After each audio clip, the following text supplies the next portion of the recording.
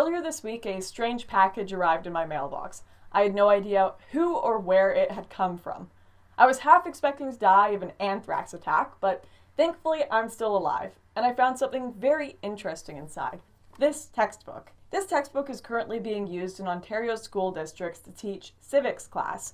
It looks uninteresting and ordinary, but it's nothing like the textbooks you read in school. This textbook is chock full of progressive dogma.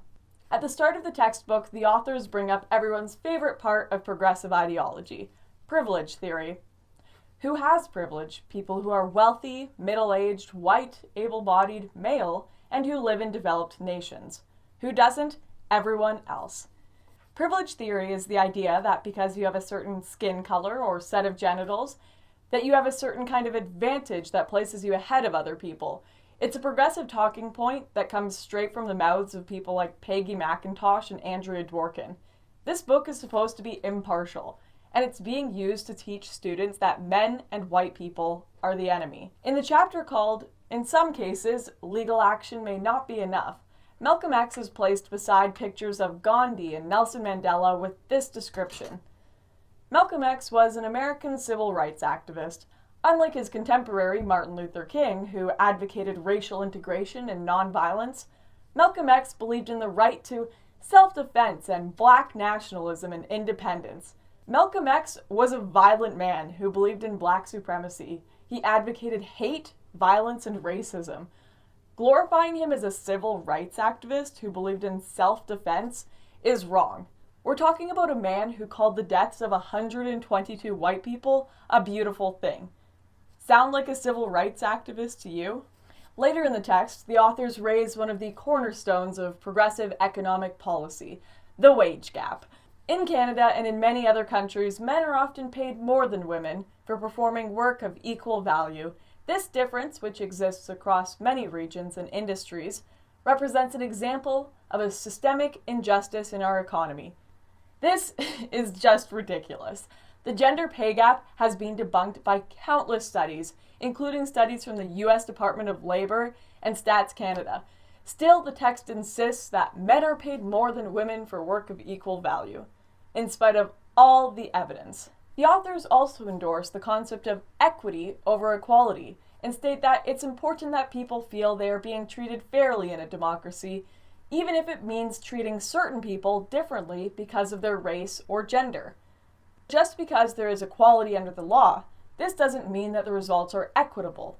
Equity refers to the qualities of justness, fairness, impartiality, and even-handedness. Anyone familiar with progressive circles will understand what equity means. Equity is the opposite of equality. It means treating people differently based on skin color, age, and gender. It's the opposite of fair, and this book endorses it. And of course, they provide many progressive examples of this kind of thought. Students are shown injustice after injustice, all supposedly perpetrated against the minority groups that progressives worship. Throughout the textbook, the text peppers students with leading questions designed to push them towards a progressive view of the issues.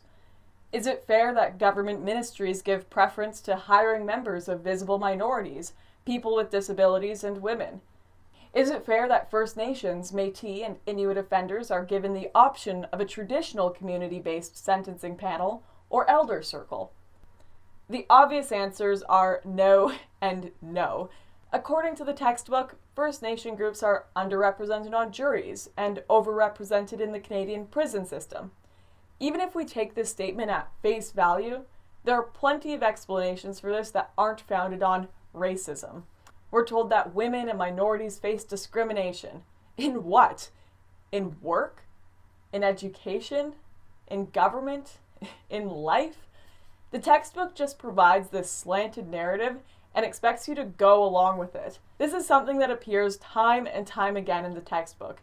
A progressive talking point will be raised with a lot of detail, reasoning, and supporting logic provided, while the alternative talking point will be raised with no supporting evidence. Students are led to the only possible answer: progressive logic and policies. This textbook costs the Government of Ontario $38.95 per copy.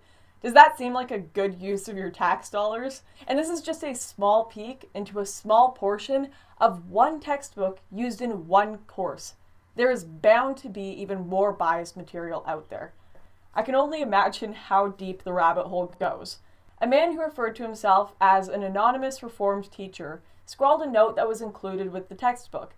It was, "Don't let schooling interfere with your education." Judging from the contents of this book, that is truer than ever. This isn't education, it's indoctrination. Textbooks should open minds, not close them. Please go and visit stoptheindoctrination.ca to tell the Government of Ontario to stop teaching this progressive dogma to children.